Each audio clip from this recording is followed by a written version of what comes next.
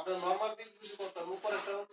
হচ্ছে 10 আর নিচেরটা হচ্ছে 1 তবে এই ক্ষেত্রে হচ্ছে একটু ভিন্ন মনে রাখতে তুমি একবারে সিম্পল হিসাব বাবা উপরের সংখ্যা হচ্ছে ছোট 0 মানে কি একা থেকে ছোট সংখ্যা না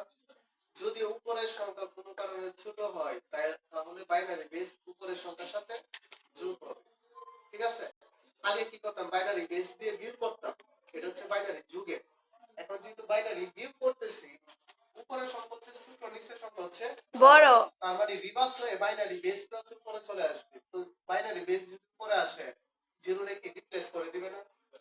জিরো রে রিপ্লেস করে দিলে এখন জিরোর মান কত হবে 2 2 এর থেকে 1 চলে গেলে তাহলে কত 1 হাতের কত 1 হাতের 1 কি উপরের সংখ্যার সাথে হয় নাকি নিচের সংখ্যার সাথে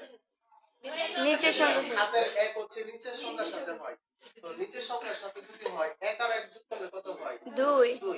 উপরে আছে কত 1 2 বড় না 1 বড় 2 বড় তার মানে উপরের সংখ্যা ছোট যেহেতু উপরের সংখ্যা ছোট এজন্য বাইনারি বেস কোথায় আসবে উপরে চলে যাবে 1 এর সাথে 2 যোগ করলে কত হয় 3 3 এর থেকে 2 চলে গেলে 1 এবার হাতের কত 1 1 আর 1 তো মিলে গেল তাহলে কি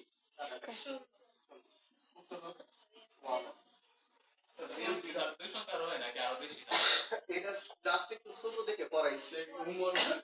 মনে রাখা কি স্যার লম্বা বড় হয় নাকি নিচে দাও স্যার সমাধান উঠে গেছে স্যার এটা সব স্যার সময় নাই